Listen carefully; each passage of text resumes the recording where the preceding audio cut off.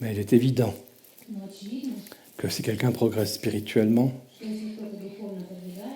tous les autres domaines de sa vie vont s'en trouver améliorés. Tout devient plus simple et plus facile et plus harmonieux, même s'il vit dans des situations difficiles. Puisque tous les êtres humains passent dans des situations difficiles.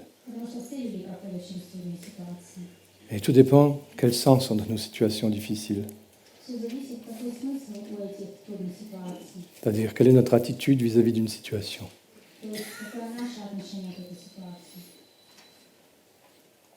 Là aussi, c'est le début de la liberté pour l'être humain. Comment il se comporte dans une situation, dans n'importe quelle situation, ou une situation difficile.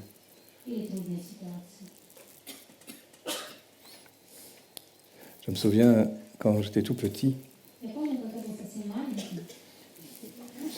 devais avoir 4 ou 5 ans,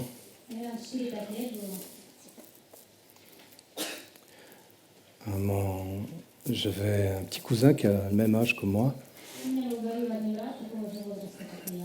et mon grand-père nous a emmenés tous les deux à une fête foraine. Tu sais ce que c'est, une fête foraine? À l'époque, il y avait des manèges qui tournaient, vous savez, avec des chevaux en bois, toutes sortes de carrioles. On vendait du nougat, des cacahuètes grillées, de la barbe à papa. Vous connaissez ça? Ouais. Et toutes sortes de jouets. Et il y avait toujours un stand avec une grande bouteille de gaz, de l'hélium, je pense. Et un monsieur mettait ce gaz dans des ballons, petits ballons gonflables, de toutes les couleurs. Vous avez connu ça encore? Et avec mon grand-père et mon cousin, on est passé à côté de ce petit stand.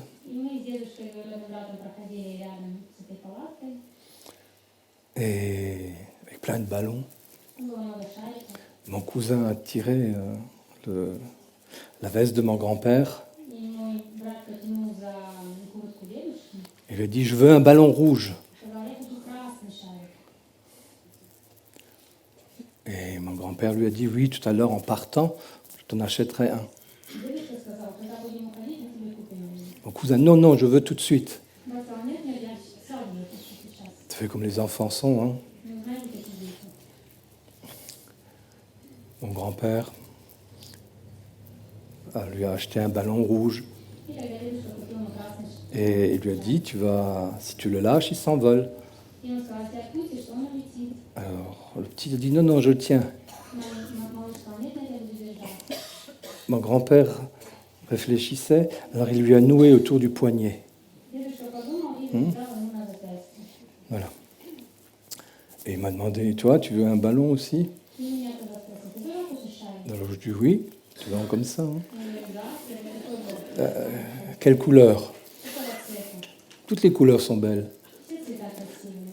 Alors le vendeur m'a dit, tiens, je te donne un ballon bleu.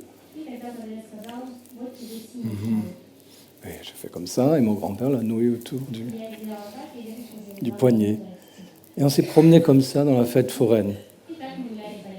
On montait même sur un cheval, vous savez, avec le ballon. Puis on est reparti. Et arrivé dans la maison de mon grand-père, mon cousin et moi, on restait dans la cour, avec les chiens qui regardaient les ballons.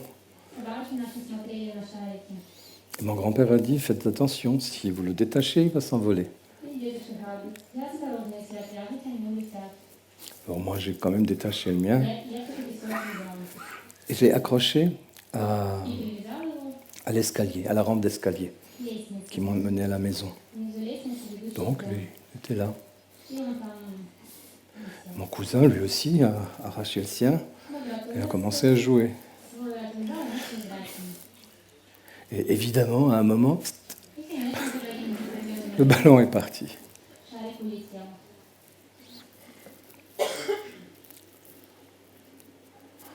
Et tout de suite, mon cousin a commencé à crier, à pleurer, a couru dans la maison. Mon ballon, mon ballon. Et moi, j'étais assis sur l'escalier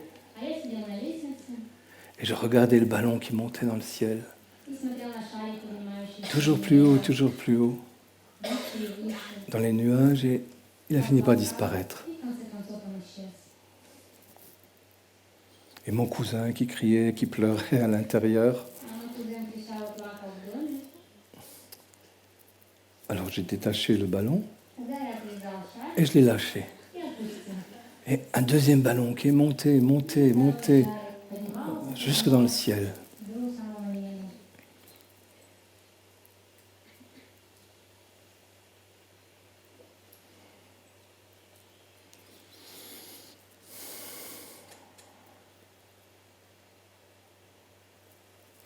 Vous voyez, dans toute situation, il y en a qui crient et qui pleurent, qui se lamentent et qui gémissent et qui se plaignent. Et puis d'autres sont capables de faire quelque chose de beau avec la situation. Et les uns sont enfermés dans leur égocentrisme et les autres peuvent être ouverts au monde. Et nous avons constamment ce choix. Quel sens nous donnons à la vie?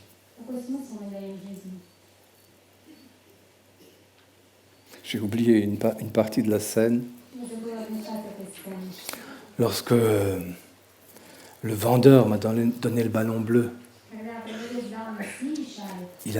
par malheur, il a dit « Ça, c'est le plus beau des ballons. »